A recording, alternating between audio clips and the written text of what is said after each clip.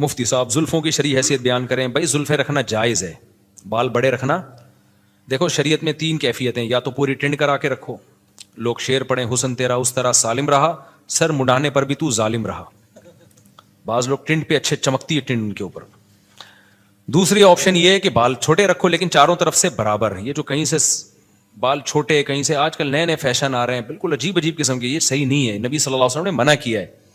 اور تیسرا, بڑے بال رکھنے تو پٹے والے بال رکھو, سارے بال پیچھے لے جاؤ, یہاں سے جتنے چاہو بڑھاؤ, یہاں تک بھی لا سکتے ہو, یہاں تک بھی لا سکتے ہو, کندھوں تک بھی لا سکتے ہو. کندھوں سے نیچے نبی صلی اللہ علیہ وسلم سے ثابت نہیں ہے. جائز وہ بھی ہے کیونکہ ناجائز ہونے کی کوئی دلیل نہیں ہے. جائز یہ بھی ہے کہ کندھوں سے نیچے بھی رکھ سکتے ہو, لیکن اتنے بڑھتے ہی نہیں مردوں کے بال. لیکن بہتر علماء کہتے ہیں کندھوں سے نیچے نہ جانے دو, کندھے ہو جائیں تو پھر کاٹ دو. تو نبی صلی اللہ علیہ وسلم کے بال یہاں تک پہنچتے تھے, جب کاٹتے تو کانوں کی لو تک آ جاتے, پھر بڑے ہو جاتے.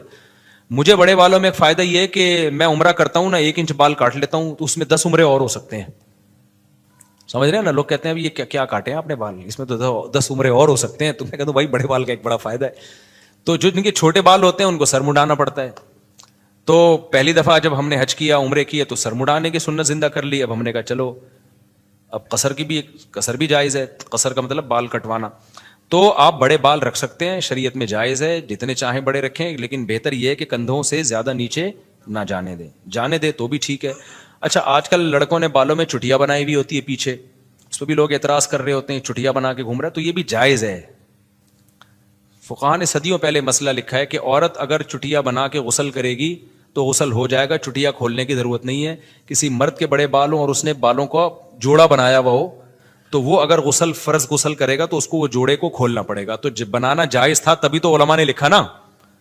تو اگر آپ کے بڑے بال ہو گئے ہیں, میرے تو اب رہے نہیں بال, 4 شادیوں کی وجہ سے نا تھوڑے سے رہ گئے. اس عمر میں یہ بھی غنیمت ہے. میرے تو جب آپ اگر 10 سال پہلے بال دیکھ لیتے, بہت ہی گھنے بال, اور یہاں تک پہنچے ہوئے تھے. تو 4 کی وجہ سے نہیں, عمر کا بھی ایک دخل ہوتا ہے اس میں. تو جتنے بڑے بال رکھ لو آپ, لیکن بہتر کیا ہے, کانوں کی لو تک لاؤ, جب یہاں تک آ جائیں تو پھر کاٹ کے چھوٹے کر دو, اس طرح سے. تو ہر جائز کام کرنے کا نہیں ہوتا. آپ کو جو سوٹ, اصل میں اللہ تعالیٰ چاہتے ہیں, زینت کو پسند کرتے ہیں. حدیث میں آتا ہے ان اللہ جمیل یحب الجمال, اللہ جمیل ہے, جمال کو پسند کرتا ہے. تو جو آپ پہ سوٹ کر رہا ہے وہ کام کرو.